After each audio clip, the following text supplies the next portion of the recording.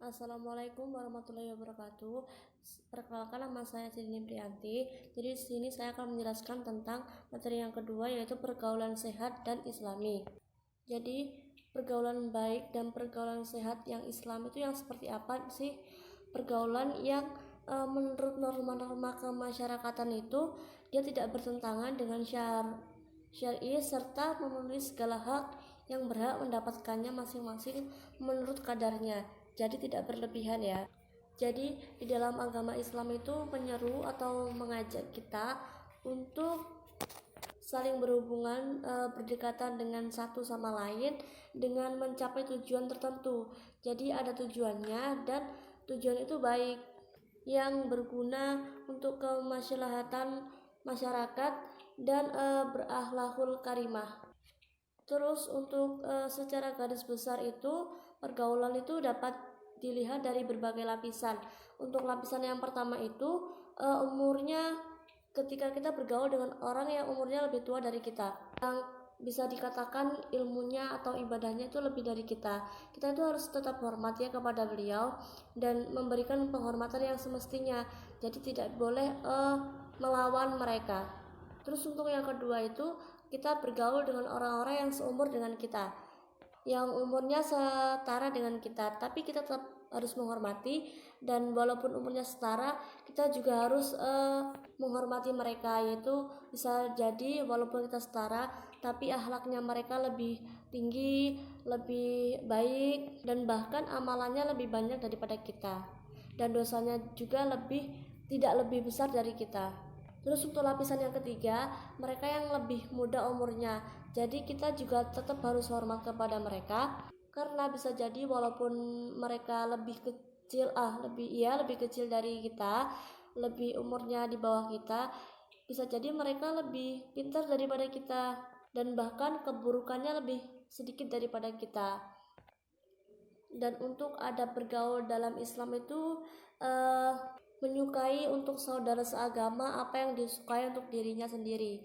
Dan di sini Rasulullah itu bersabda ya, yang tidak beriman seorang di antara kalian sehingga ia mencintai saudaranya sebagaimana ia mencintai dirinya sendiri. Hadis riwayat Bukhari dan Muslim. Jadi intinya kita harus sama-sama saling menghormati, saling menyayangi sesama manusia. Dan untuk pergaulan sehat sendiri itu apa sih?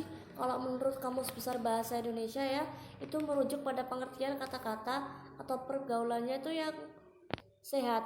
Jadi pergaulannya itu lebih menjalin kehubungan yang bersifat baik dan baik untuk badan kita. Jadi kita ketika kumpul dengan mereka, kita tuh merasa sehat, merasa tenang gitu. Tanda-tanda pergaulan sehat itu seperti apa sih? Yaitu seperti yang berakhlak mulia, memiliki prasangka baik, jauh dari rasa iri atau dengki, pemaaf, memiliki sifat malu, sopan dalam bertutur kata, terus tidak membicarakan aib orang lain ya. Ini sering kita jumpai di masyarakat. Kita masih sering membicarakan aib orang lain. Itu tidak boleh ya.